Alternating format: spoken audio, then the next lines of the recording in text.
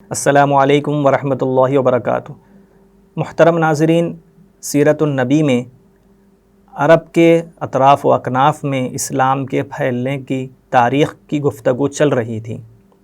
محترم ناظرین، عرب کے کئی رئیسوں نے اسلام کو قبول کیا۔ بحرین میں اسلام کا پیغام اس سے پہلے پہنچ چکا تھا اور عبد قیس کا قبیلہ یہاں مسلمان ہو چکا تھا۔ حبشہ کو جانے والے مسلمانوں کے ذریعے سے اس ملک میں بھی اسلام پھیل رہا تھا، بلکہ یمن کے کناروں تک اس کی آواز پہنچ چکی تھی۔ وہاں قبیلہ اوس بہت پہلے سے مسلمان ہو چکا تھا۔ قبیلہ اشعر بھی اسلام کا نام لینے لگا تھا۔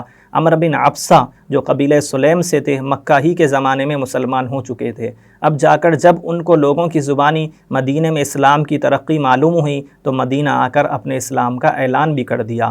غفار کا آدھا قبیلہ حضرت ابو ذر غفاری رضی اللہ تعالیٰ عنہ کی محنت سے پہلے ہی مسلمان ہو چکا تھا، اور آدھا اس وقت مسلمان ہوا جب آپ صلی اللہ علیہ وسلم مدینہ آئے۔ قبیلہ جوہینہ کے 1000 لوگوں نے ایک ساتھ اسلام قبول کیا۔ اسی طرح قبیلہ اسلم، قبیلہ مزینہ اور قبیلہ اشجع کے لوگوں نے سچائی کی آواز سنی تو اسلام قبول کر لیا۔ حدیبیہ کی صلح اسلام کی فتح کا آغاز تھا۔ حدیبیہ کی صلح اسلام کی فتح کا آغاز تھا۔ اسلام کا مقصد تو یہ تھا جنگ اور لڑائی ختم ہو جائے، دشمنی کا جذبہ ٹھنڈا پڑ جائے، مخالفت کا رنگ پھیکا پڑ جائے، لوگوں کو اسلام کے روحانی نظام کو دیکھنے اور اس کی تعلیم کو سمجھنے کا موقع ملے۔ حدیبیہ کی صلح سے یہ موقع ملا۔ کفار مسلمانوں سے ملے، ان کی باتوں کو سنا اور ان پر غور کیا تو نتیجہ یہ ہوا کہ 2 برس کے اندر مسلمانوں کی تعداد دگنی ڈبل ہو گئی۔ خود مکہ کے ہر گھر میں اسلام پہنچ چکا تھا۔ قریش کے 2 بڑے جرنیل خالد اور عمرو بن عاص تھے۔ احد کے میدان میں صرف خالد کی جنگی مہارت نے مسلمانوں کی جیتی ہوئی جنگ ہرا دی۔ حدیبیہ کی صلح ہو چکی تھی تو خالد بن ولید رضی اللہ تعالیٰ عنہ مکہ سے نکل کر مدینہ روانہ ہوئے۔ راستے میں عمرو بن عاص ملے، پوچھا کدھر جا رہے ہو؟ بولے مسلمان ہونے کے لیے جا رہا ہوں۔ عمرو بن عاص نے کہا میرا بھی یہی ارادہ ہے۔ دونوں ایک ساتھ مدینہ پہنچے اور اسلام کا کلمہ پڑھ کر مسلمان ہو گئے۔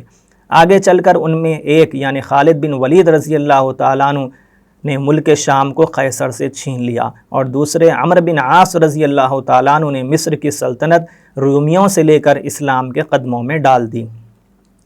یہودیوں کا آخری قلعہ خیبر، سن 6 ہجری کا آخر یا سن 7 ہجری کا شروع۔ اب یہودیوں کی آبادی حجاز کے ہر علاقے سے سمٹ کر ملک شام کے قریب خیبر میں جمع ہو گئی تھی۔ یہاں ان کے بڑے بڑے قلعے تھے، اور اب یہودی یہاں اسلام کے مقابلے میں آخری زور لگا رہے تھے۔ ان کا ایک سردار ابو رافع سلام بن ابی الحقیق جو حجاز کا سوداگر کہلاتا تھا، سن 6 ہجری میں قبیلہ غطفان اور دوسرے قبیلوں کو لے کر مدینے پر حملے کا ارادہ کر رہا تھا کہ ایک انصاری مسلمان کو وہ اپنے قلعے میں سوتا ہوا ملا تو انہوں نے اس کو مار دیا۔ سلام بن ابی الحقیق کا جدھر خاتمہ ہوا تو اس کی جگہ پر اب اسیر بن زارم نے لی۔ اس نے بھی انہی قبیلوں میں دورہ کر کے ایک بھاری فوج تیار کی۔ مدینے میں خبر پہنچی تو آپ صلی اللہ علیہ وسلم نے تحقیق کے لیے آدمی بھیجے۔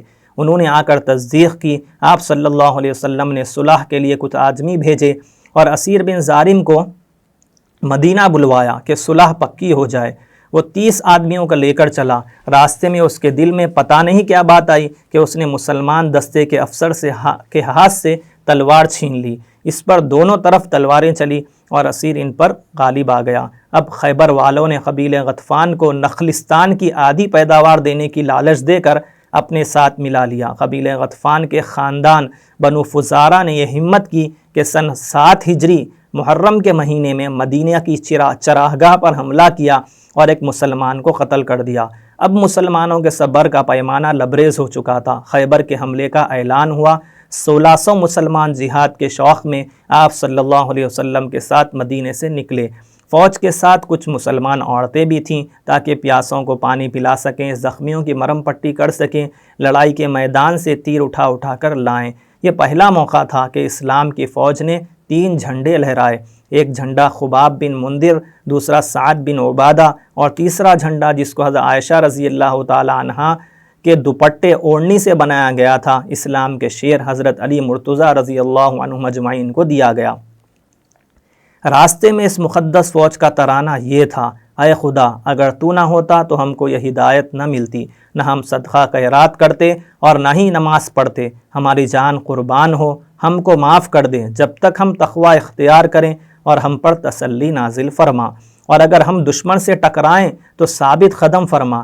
ظالموں نے ہماری طرف ہاتھ بڑھایا ہے اور فتنہ کھڑا کرنے کی کوشش کی ہے، تو ہم نے ان کا ڈٹ کر مقابلہ کیا، تیری مہربانی کے ہم سب محتاج ہیں۔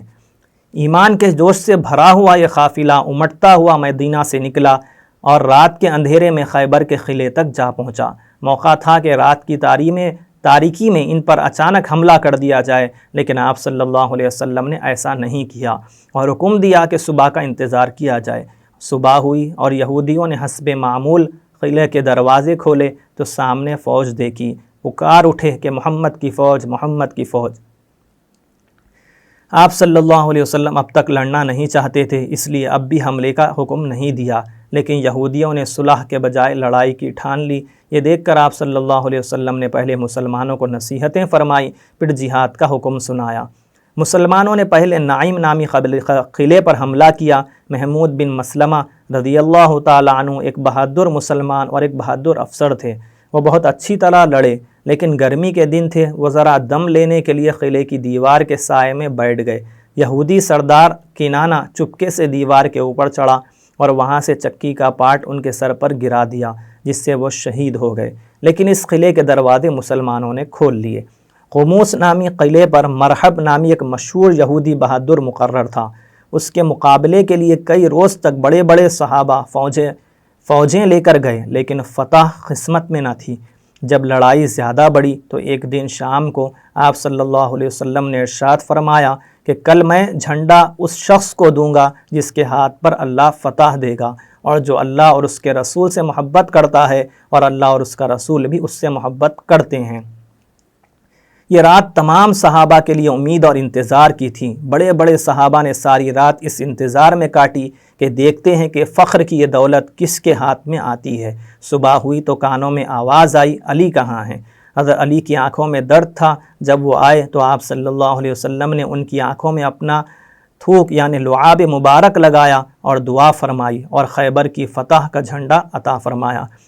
حضرت علی رضی اللہ تعالیٰ عنہ نے آپ سے عرض کیا، کیا یہودیوں کو لڑ کر مسلمان بنا لوں؟ فرمایا نہیں، نرمی کے ساتھ ان کے سامنے اسلام کو پیش کرو۔ اگر ایک آدمی بھی تمہارے ذریعے بات سننے سے تعلق رکھتی ہے، آپ صلی اللہ علیہ وسلم نے فرمایا، اگر ایک آدمی بھی تمہارے ذریعے سے مسلمان ہو جائے، یہ تمہارے لیے سرخ اونٹوں سے بہتر ہے۔ مرحب بہادر قلعے سے اپنی بہادری کا یہ گیت گاتا ہوا نکلا، خیبر جانتا ہے کہ میں مرحب ہوں، ہتھیاروں میں ڈوبا ہوا، تجربے کار اور بہادر ہوں۔ مرحب کے جواب میں شیر خدا حضرت علی رضی اللہ تعالیٰ عنہ نے یہ شعر پڑھا، جس کا ترجمہ ہے، میں وہ ہوں کہ میری ماں نے میرا نام حیدر یعنی شیر رکھا تھا، جنگل کے شیر کی طرح ڈراؤنا ہوں۔ اللہ کے شیر نے اس زور سے تلوار ماری کہ اس کے سر کو کاٹتی ہوئی دانتوں تک اتر گئی۔ مرحب مر گیا اور قلعے کا دروازہ مسلمانوں کے ہاتھوں میں آ گیا۔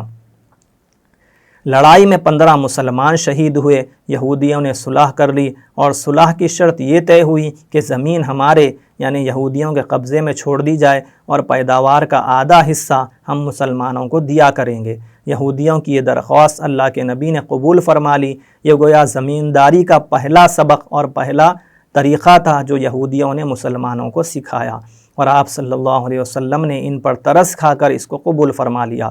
یہودیوں کی آدھی زمین کی ملکیت لڑنے والے مسلمانوں کو دی گئی اور آدھی اسلامی خزانے میں جمع کر دی گئی۔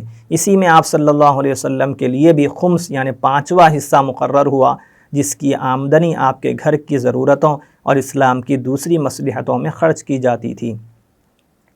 سال میں بٹائی یعنی کھیتی کاٹنے کا جب وقت آتا تو آپ صلی اللہ علیہ وسلم حضرت عبداللہ بن رواحہ رضی اللہ تعالیٰ عنہ کو خیبر بھیج دیتے۔ وہ جا کر ساری پیداوار کے ڈھیر کو 2 برابر حصوں میں بانٹ دیتے اور یہودیوں سے کہتے، ان 2 میں سے جو چاہے تم لے لو۔ یہودیوں کی آنکھوں کے لیے یہ عدل و انصاف کا نظارہ بالکل نیا تھا۔ وہ کہہ اٹھتے تھے کہ زمین و آسمان اسی عدل و انصاف سے قائم ہیں۔ خیبر کی فتح کے بعد آپ صلی اللہ علیہ وسلم چند روز یہیں ٹھہرے رہے۔ اگرچہ یہودیوں کے ساتھ پوری ہمدردی رکھی گئی تھی اور ان کو ہر طرح کا امن و امان بخشا گیا تھا، مگر پھر بھی ان کی خبیث فطرت نے ان کا ساتھ نہیں چھوڑا۔ ایک یہودی عورت نے آپ صلی اللہ علیہ وسلم کی اور آپ کے ساتھ کچھ صحابہ کی دعوت کی اور کھانے میں زہر ملا دیا۔ آپ صلی اللہ علیہ وسلم نے لقمہ منہ میں رکھ کر کھانے سے ہاتھ روک لیا اور فرمایا اس کھانے میں زہر ملایا گیا ہے، لیکن ایک صحابی نے اس کو اچھی طرح کھا لیا تھا۔ آپ صلی اللہ علیہ وسلم نے اس یہودی عورت کو بلا کر پوچھا تو اس نے اپنے جرم کا اقرار کیا۔ اس پر بھی آپ صلی اللہ علیہ وسلم نے اس کو چھوڑ دیا، لیکن جب ان صحابی نے جو کچھ کھا چکے تھے اس زہر سے وفات پا گئے تو وہ ان کے بدلے میں وہ عورت مار دی گئی، یعنی قتل کر دی گئی۔ خیبر کے پاس ہی ایک وادی تھی جس کو وادی القرا کہا جاتا تھا، اس میں تیمہ اور فدق وغیرہ یہودیوں کے چند گاؤں تھے۔ مسلمان ادھر بھی بڑھے، وہاں کے یہودیوں نے بھی خیبر کی شرط پر صلح کر لی۔ اس واقعے پر یہودیوں کی لڑائی کا خاتمہ ہو گیا۔ مدت کی آرزو عمرہ 7 ہجری ذی قعدہ۔ آپ حضرات کو یاد ہوگا کہ پچھلے سال حدیبیہ میں یہ طے پایا تھا اگلے سال مسلمان مکہ آ کر عمرہ ادا کریں گے۔ اس شرط کے مطابق آپ صلی اللہ علیہ وسلم نے عمرے کا اعلان کیا اور مسلمانوں کا بڑا حصہ جوش و خروش کے ساتھ عمرے کے لیے روانہ ہوا۔ شرط صرف یہ تھی کہ مسلمان ہتھیار اتار کر مکہ میں داخل ہوں گے۔ اگرچہ یہ شرط پوری کرنا خطرے سے خالی نہ تھا، مگر مسلمانوں نے خانہ کعبہ کی زیارت کے شوق میں اور معاہدے کے احترام میں اس شرط کو بھی مان لیا تھا۔ مکہ سے 8 میل پہلے ہی سارے ہتھیار اتار کر رکھ دیے اور 200 سواروں کی ایک جماعت اس کی حفاظت پر متعین ہوئی۔ باقی مسلمانوں نے مکے میں داخل ہو کر پورے جوش کے ساتھ عمرہ ادا کیا۔ 3 دن کے بعد شرط کے مطابق آپ صلی اللہ علیہ وسلم مکے سے واپس مدینہ آ گئے۔ مکہ سے نکلتے وقت ایک عجیب منظر سامنے آیا۔ حضرت حمزہ رضی اللہ تعالیٰ عنہ کی یتیم بچی آپ صلی اللہ علیہ وسلم کو چچا چچا کہہ کر پکارتی ہوئی آئی۔ حضرت علی رضی اللہ تعالیٰ عنہ نے جو ان کی بہن تھی گود میں اٹھا لیا۔ حضرت علی رضی اللہ تعالیٰ عنہ کے بھائی حضرت جعفر رضی اللہ تعالیٰ عنہ اور زید بن حارثہ رضی اللہ تعالیٰ عنہ نے اس لڑکی کے لیے اپنے دعوے الگ الگ پیش کیے۔ حضرت جعفر رضی اللہ تعالیٰ عنہ کہتے تھے کہ یہ میرے چچا کی لڑکی ہے، میں اس کی پرورش کروں گا۔ زید رضی اللہ تعالیٰ عنہ کہتے تھے کہ حمزہ میرے مذہبی بھائی ہیں، میں اس کی پرورش کروں گا۔ یاد رکھیے اور دیکھیے کیسی ناز اور محبت کی لڑائی ہو رہی تھی۔ جو لڑکیاں اسلام سے پہلے زندہ زمین میں گاڑ دی جاتی تھیں، اسلام نے اب لوگوں کے دلوں کو ایسے بدل دیا کہ ان کو پالنے کے لیے کوششیں اور دعوے پیش کیے جا رہے ہیں۔